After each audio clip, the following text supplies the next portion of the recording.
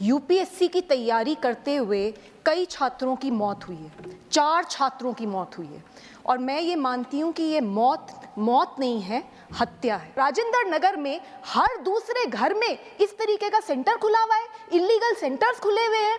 तो इन illegal centres को कैसे खोला जा रहा है? आप देखिए, अगर कोई भी अपना दिल्ली में कोई घर बनाता है, अगर घर में थोड़ा सा भी कंस्ट्रक्शन ज्यादा हो जाता है, तुरंत एमसीडी वाले आ जाते हैं, तुरंत वहां पे वो हल्ला करते हैं और इतना बड़ा इलीगल सेंटर पे सेंटर बने जा रहे हैं और किसी को पता ही नहीं चला। तो बहुत बड़े भ्रष्टाचार का मामला है जो आपके माध्यम से मैं यहाँ पे पेश करना चाहती हूँ। थोड़ी सी बारिश होती नहीं और दिल्ली में कई इलाकों में ऐसा हाल हो जाता है कि नाव लेके निकलना पड़ जाए लोगों को। तो ड्रेनेज सिस्टम को कौन साफ करेगा? क्या दिल्ली सरकार और एमसीडी की कोई जिम्मेदारी नहीं है? सुश्री स्वाति मालीवाल।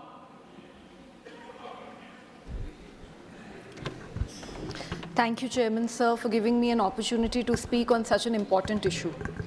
सर, पिछले 7 दिनों में दिल्ली देश की राजधानी में यूपीएससी की तैयारी करते हुए कई छात्रों की मौत हुई है, 4 छात्रों की मौत हुई है और मैं ये मानती हूँ कि ये मौत नहीं है, हत्या है। सर, हमने देखा किस तरीके से पटेल नगर में एक छात्र, नीलेश राय नाम उसका था, वो लड़का अपने घर के बाहर खड़ा था और वहाँ पर पानी भर गया और इस कारण से जैसे ही उसने गेट पकड़ने की कोशिश करी, उसका करंट लग के उसी वक्त मौत हो गई। 2 दिन पहले राजेंद्र नगर में बुरी तरीके से 3 बच्चे डूब के मर गए। वो सिर्फ अपनी लाइब्रेरी में, अपने कोचिंग सेंटर की लाइब्रेरी के बेसमेंट में बैठे थे, पढ़ाई करने की कोशिश कर रहे थे, सामने पानी भरा और वो पानी उनके कमरे के अंदर आ गया, बेसमेंट में आ गया और 2 मिनट में तीनों के तीनों डूब के मर गए। सर, मैं कल वहाँ गई थी और मैंने उन परिवारों से मैं मिली, उन 2 लड़कियों के परिवारों से मिली जिनकी जान गई है। उनमें से एक लड़की सर श्रेया थी, 25 साल की थी, अंबेडकर नगर से सर यहाँ दिल्ली आई थी पढ़ने के लिए। उसके पिताजी किसान हैं, उन्होंने बहुत संघर्ष कर उसको दिल्ली भेजा था। उनका एक ही सपना था कि मेरी बेटी आईएएस अफसर बनेगी, मेरी बेटी इस देश का नाम रोशन करेगी। सर, हम देखते हैं कि किस तरीके से इस देश में ऐसी बहुत बेटियां हैं जिनको ये सहूलियत नहीं मिल पाती, जो अपने सपने नहीं पूरे कर पाती। ये किसान परिवार अपनी बेटी को इतनी दूर दिल्ली एक सपने के साथ भेजता है और वो सपना डूब गया। इसी तरीके से तान्या जो 21 साल की थी, नवीन भी जो केरला से था, तान्या सिकंदराबाद से थी, सर दोनों के दोनों डूब गए। कौन जिम्मेदार है? सर, आज दिल्ली देश की राजधानी में पूरे देश से, अलग अलग कोनों से गरीब परिवारों से सर लोग आते हैं, बच्चे आते हैं यहाँ पर आईएएस ऑफिसर बनने का सपना देखकर।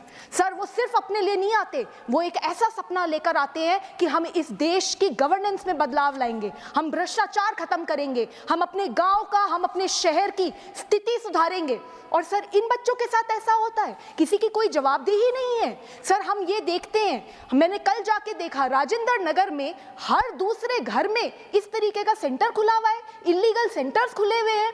तो इन इलीगल सेंटर्स को कैसे खोला जा रहा है? आप देखिए, अगर कोई भी अपना दिल्ली में कोई घर बनाता है, अगर घर में थोड़ा सा भी कंस्ट्रक्शन ज्यादा हो जाता है, तुरंत एमसीडी वाले आ जाते हैं, तुरंत वहां पे वो हल्ला करते हैं और इतना बड़ा इलीगल सेंटर पे सेंटर बने जा रहे हैं और किसी को पता ही नहीं चला। तो बहुत बड़े भ्रष्टाचार का मामला है जो आपके माध्यम से मैं यहाँ पे पेश करना चाहती हूँ। सर, हमें ये भी देखने को मिलता है कि थोड़ी सी बारिश होती नहीं और दिल्ली में कई इलाकों में ऐसा हाल हो जाता है कि नाव लेके निकलना पड़ जाए लोगों को। तो ड्रेनेज सिस्टम को कौन साफ करेगा? क्या दिल्ली सरकार और एमसीडी की कोई जिम्मेदारी नहीं है? सर, मैं ये आपके माध्यम से सर मैं 3 डिमांड रखना चाहती हूँ। सर, सबसे पहले ये जो एफआईआर हुई है, इस एफआईआर में उन कोचिंग के सेंटर के जो लोग हैं उनको पकड़ लिया है पुलिस ने सर, लेकिन ये जो अधिकारी हैं और चुने हुए रिप्रेजेंटेटिव्स हैं, उनकी जिम्मेदारी कौन सेट करेगा? सर आप देखिए, वहां पे मुझे बताया गया, बच्चों ने मुझे बताया कि किस तरीके से उन्होंने कंप्लेंट्स लिखी थी, पार्षद को लिखी थी, एमएलए को लिखी थी और कोई एक्शन नहीं हुआ। तो जो एफआईआर हुई है उसमें पूरी तरीके से जांच होनी चाहिए और ये जितने भी अधिकारी हैं इन सब के ऊपर सख्त से सख्त कार्रवाई होनी चाहिए। एक ऐसा मैसेज देना चाहिए कि आगे किसी की हिम्मत ना हो इस तरीके का लापरवाही या भ्रष्टाचार करने की। सर दूसरी बात, सर ऐसे मौकों पर कोई क्या ही मुआवजा देगा? एक परिवार जिसने अपनी बेटी खो दी, जिसने अपना बेटा खो दिया, सर उसके लिए तो सब कुछ खत्म हो गया। मैं कुछ भी कह दूं, हम सब मिलके कुछ भी संवेदना प्रकट कर दें, हम उनका कोई भी खामियाजा नहीं कर सकते, हम उनकी संवेदना प्रकट ही नहीं कर सकते सर, वो इतनी पीड़ा में है। लेकिन दिल्ली सरकार का फर्ज बनता है कि 1-1 करोड़ का कॉम्पनसेशन एक बच्चे को मिलना ही चाहिए।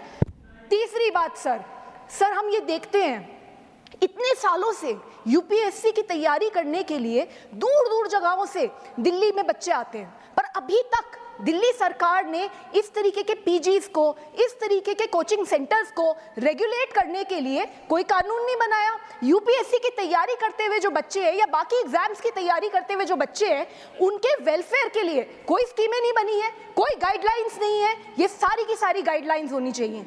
सर अंत में इतना कहना चाहूंगी, मैंने देखा है सर, दिल्ली में देखा है मैंने बहुत बार कि एक 100 मीटर की सड़क बनती है और उसके ऊपर 4 नेता आ जाते हैं, हमने बनाई, और उसके बाद प्रचार पे प्रचार होता है, हमने 100 मीटर की सड़क बना दीजिए, बहुत बड़ी सड़क बना दीजिए।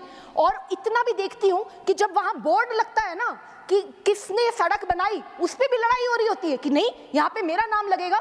और जब उसी सड़क के ऊपर पानी भर जाता है लापरवाही के कारण से, भ्रष्टाचार के कारण से, तो सारे गायब हो जाते हैं, कोई दिख नहीं रहा।